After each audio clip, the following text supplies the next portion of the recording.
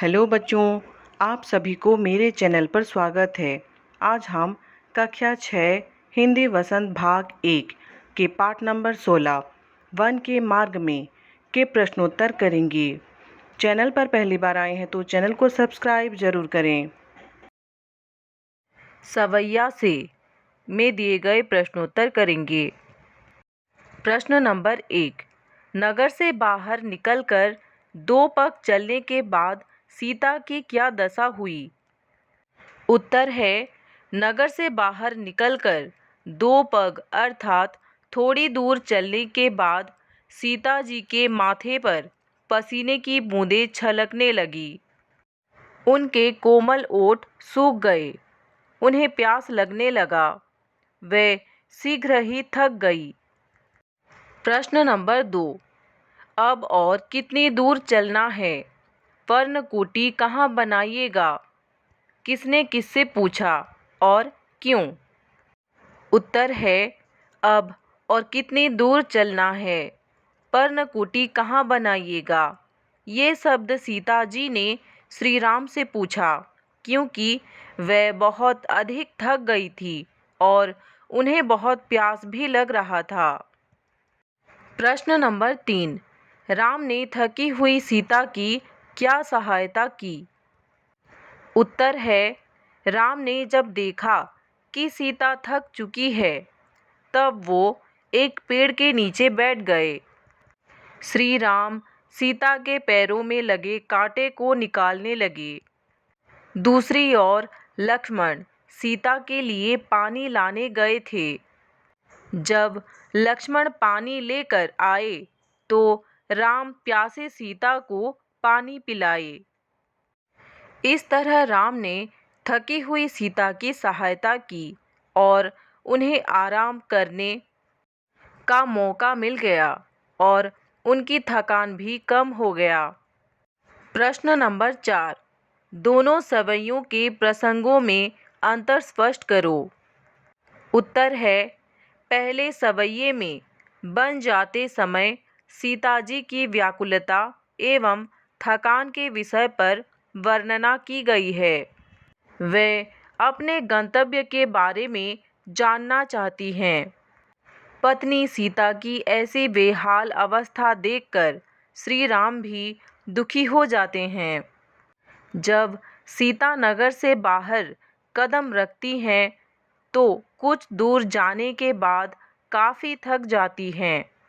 उन्हें पसीना आने लगता है और होंठ सूखने लगे। वे व्याकुलता से राम से पूछती हैं कि अभी और कितना चलना है तथा पर्णकुटी कहाँ बनाना है। इस तरह सीता जी की व्याकुलता को देखकर राम की आंखों में आंसू आ जाते हैं। दूसरे सवैये में राम और सीता की दशा का वर्णन किया गया है। इस प्रसंग में राम व सीता जी के प्रेम को दर्शाते हुए कहा गया है कि कैसे राम सीता के थक जाने पर अपने पैरों के कांटे निकालते हैं और सीता जी श्री राम का अपने प्रति प्रेम देखकर पुलकित हो जाती हैं। प्रश्न नंबर 5, पाठ के आधार पर वन के मार्ग का वर्णन अपने शब्दों में करो। उत्तर है, वन का रास्ता कांटों से भरा था।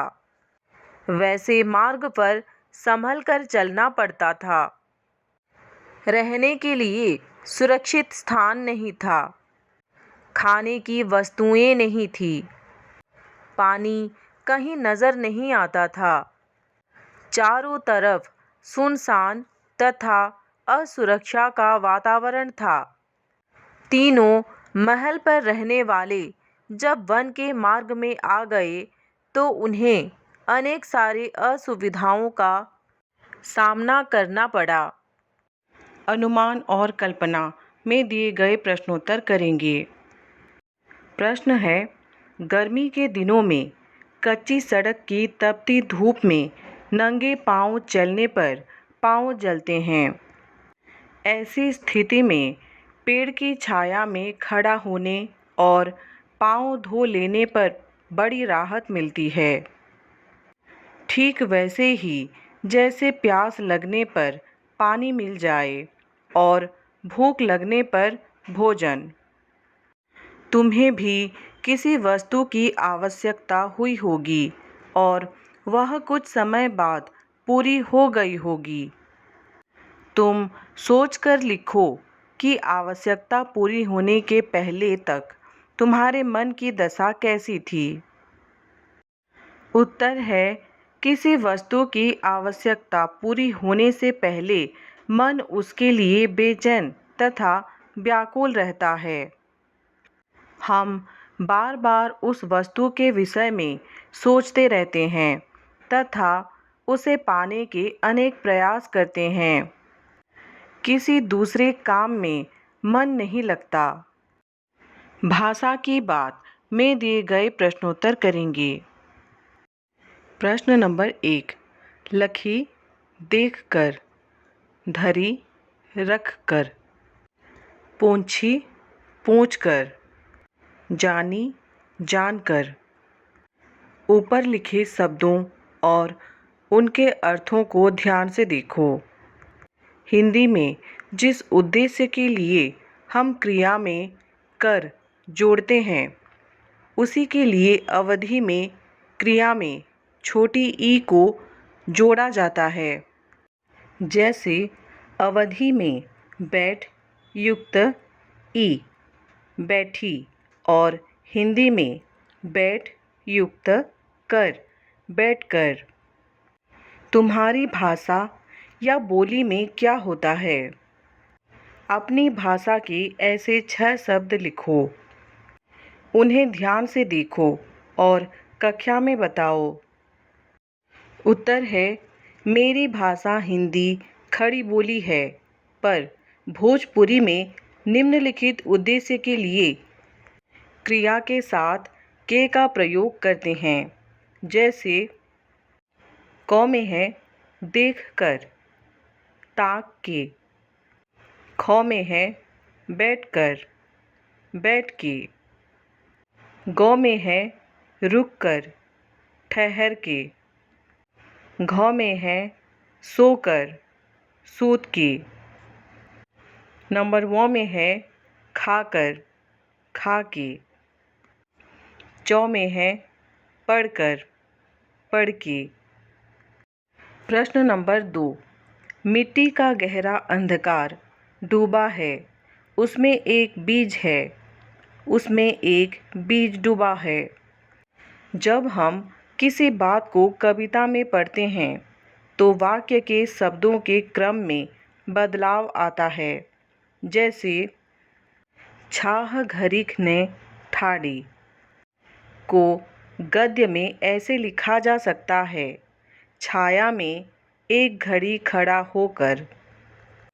उदाहरण के आधार पर नीचे दी गई कविता की पंक्तियों को गद्य के शब्द क्रम में लिखो।